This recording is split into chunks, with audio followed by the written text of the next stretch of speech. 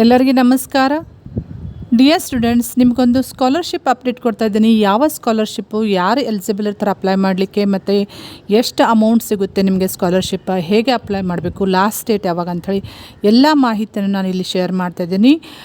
ನಾನು ನಿಮಗೆ ಒಂದು ರಿಕ್ವೆಸ್ಟ್ ಮಾಡೋದೇನೆಂದರೆ, ಸಪೋಸ್ ಇದು ನಿಮಗೆ ಅಪ್ಲಿಕೇಬಲ್ ಇರದೇ ಹೋದರೆ ನಿಮ್ಮ ಫ್ರೆಂಡ್ ಸರ್ಕಲ್ನಲ್ಲಿ ಯಾರಿಗಾದರೂ ನೀಡ್ ಇದ್ದರೆ, ಅವರು ಎಲಿಜಿಬಲ್ ಇದ್ದರೆ ಅವರಿಗೆ ಇಮಿಡಿಯೇಟ್ಲಿ ಶೇರ್ ಮಾಡಿರಿ. ಅವರಿಗೆ ನೀವು ಹೆಲ್ಪ್ ಮಾಡಿದೆ ಆಗ್ತೈತೆ ಅಂತಂದು ನಾನು ರಿಕ್ವೆಸ್ಟ್ ಮಾಡ್ತಾ ಈ ವಿಡಿಯೋ ನಾನು ಶೇರ್ ಮಾಡ್ತಾಯಿದ್ದೀನಿ. ಈ ವಿಡಿಯೋ ಎಂಟನ ವಾಚ್ ಮಾಡಿರಿ, ನಿಮಗೆ ಸಾಕಷ್ಟು ಮಾಹಿತಿ ಸಿಗ್ತೈತಿ. ಮತ್ತು ಇದೇ ರೀತಿ ಸ್ಕಾಲರ್ಶಿಪ್ ಇರ್ಬೋದು, ಜಾಬ್ ಇರ್ಬೋದು, ಡಿಪ್ಲೊಮಾ ರಿಲೇಟೆಡ್ ಎನಿ ಅಪ್ಡೇಟ್ಸ್ ಇರ್ಬೋದು, ಈ ಚಾನಲ್ಗೆ ನೀವು ಫಸ್ಟ್ ಟೈಮ್ ವಿಸಿಟ್ ಮಾಡಿದರೆ, ಸಬ್ಸ್ಕ್ರೈಬ್ ಮಾಡದೆ ಹೋದರೆ ಈ ಚಾನಲ್ಗೆ ಸಬ್ಸ್ಕ್ರೈಬ್ ಮಾಡಿಕೊಂಡು press the bell icon for immediate notification. Okay, so ಇಲ್ಲಿ ನೋಡ್ಬೋದು, ಕರ್ನಾಟಕ ಸರ್ಕಾರ, ಕರ್ನಾಟಕ ಕಾರ್ಮಿಕ ಕಲ್ಯಾಣ ಮಂಡಳಿ ಯಶವಂತಪುರ ಬೆಂಗಳೂರು ಇವರು ಒಂದು ಪತ್ರಿಕಾ ಪ್ರಕಟಣೆಯನ್ನು ಕೊಟ್ಟಿದ್ದಾರೆ. ಸೊ ಏನು ಮೆನ್ಷನ್ ಮಾಡಿದ್ದಾರೆ ಅಂದರೆ, ಕರ್ನಾಟಕ ಕಾರ್ಮಿಕ ಕಲ್ಯಾಣ ಮಂಡಳಿಗೆ ವಂತಿಗೆ ಪಾವತಿಸುವ ಸಂಘಟಿತ ಕಾರ್ಮಿಕರ ಮಕ್ಕಳಿಂದ, ಅಂದರೆ ಯಾರು ಕಾರ್ಮಿಕರದಾರಲ್ಲ, ಕಟ್ಟಡ ನಿರ್ಮಾಣ ಮಾಡುವ ಕಾರ್ಮಿಕರ ಮಕ್ಕಳಿಂದ ಪ್ರೌಢಶಾಲೆಯಿಂದ ಸ್ನಾತಕೋತ್ತರ ಪದವಿಯವರೆಗೆ ಹಾಗೂ ವೈದ್ಯಕೀಯ ಇಂಜಿನಿಯರಿಂಗ್ನಲ್ಲಿ ವ್ಯಾಸಂಗ ಮಾಡುತ್ತಿರುವವರಿಗೆ ಸೊ ಇವರೆಲ್ಲರಿಗೂ ಅಪ್ಲಿಕೇಬಲ್ ಆಗ್ತೈತಿ. ಸೊ ಇದು ಯಾವಾಗ ಅಪ್ಲೈ ಮಾಡಬೇಕು ಅಂತಲೂ ಹೇಳಿಕೊಟ್ಟಿದ್ದಾರೆ. ಸೊ 2024-25 ಸಾಲಿನ ಶೈಕ್ಷಣಿಕ ಪ್ರೋತ್ಸಾಹಧನ ಸಹಾಯಕ್ಕೆ ಆನ್ಲೈನ್ ಮುಖಾಂತರ ಅರ್ಜಿಯನ್ನು ಆಹ್ವಾನಿಸಲಾಗಿದೆ ಅಂತ ಹೇಳ್ಕೊಟ್ಟಿದ್ದಾರೆ. ಸೊ ರಿಕ್ವೈರ್ಮೆಂಟ್ ಏನಿದೆ ಇಲ್ಲಿ ಕೊಟ್ಟಿದ್ದಾರೆ ನೋಡಿರಿ. ರಿಕ್ವೈರ್ಮೆಂಟ್ ಏನಿದೆ ಅಂದರೆ, ಆ್ಯನ್ಯುವಲ್ ಇನ್ಕಮ್ 35,000ಕ್ಕಿಂತ ಜಾಸ್ತಿ ಇರಬಾರ್ದು ಅಂತ ಹೇಳ್ಕೊಡ್ತಾರೆ. ಸೊ ಆ್ಯನ್ಯುವಲ್ ಇನ್ಕಮ್ ಅಲ್ಲ, ಮಾಸಿಕ ವೇತನ, ಇದು ಭಾಳ ಇಂಪಾರ್ಟೆಂಟ್ ಇದೆ ನೋಡಿರಿ. ಮಾಸಿಕ ವೇತನ ಅಂದರೆ ಮಂತ್ಲಿ ಇನ್ಕಮ್ 35,000ಕ್ಕಿಂತ ಜಾಸ್ತಿ ಇರಬಾರ್ದು.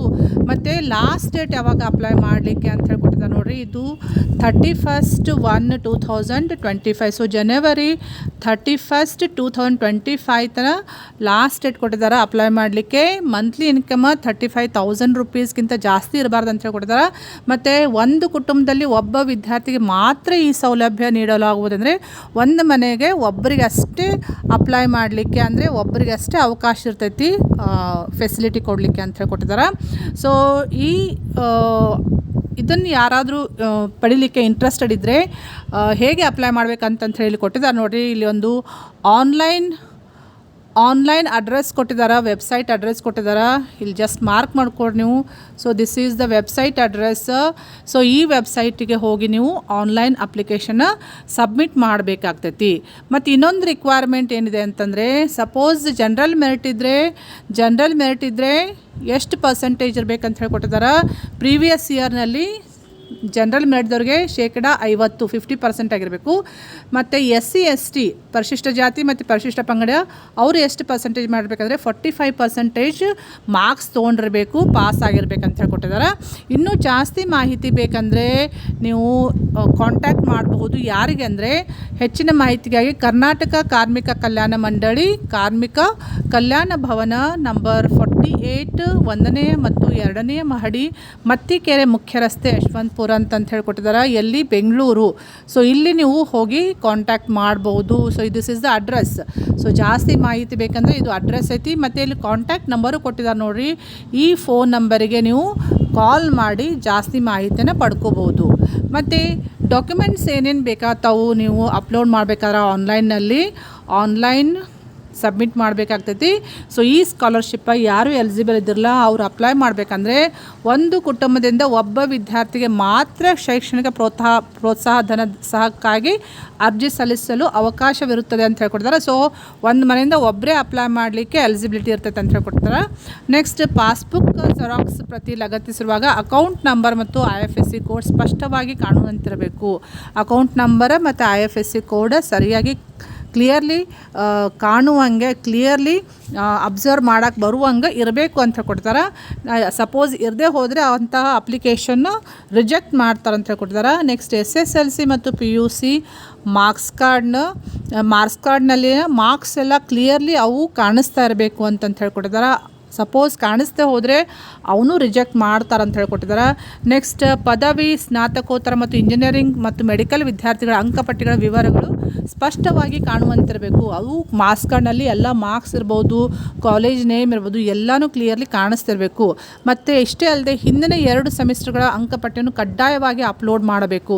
ಸೊ ಪ್ರೀವಿಯಸ್ 2 ಸೆಮಿಸ್ಟ್ರದ್ದು ಮಾರ್ಕ್ಸ್ ಕಾರ್ಡ್ ನೀವು ಕಂಪಲ್ಸರಿ ಅಪ್ಲೋಡ್ ಮಾಡಬೇಕಂತ ಹೇಳ್ಕೊಟ್ಟಿದ್ದಾರೆ. ಸಪೋಸ್ ನೀವು ತಪ್ಪಿದರೆ ಅಂತಹ ಅರ್ಜಿಗಳನ್ನು ತಿರಸ್ಕರಿಸಲಾಗುವುದು, ಅಂದರೆ ರಿಜೆಕ್ಟ್ ಮಾಡ್ತಾರೆ ಅಂತ ಹೇಳ್ಕೊಡ್ತಾರೆ.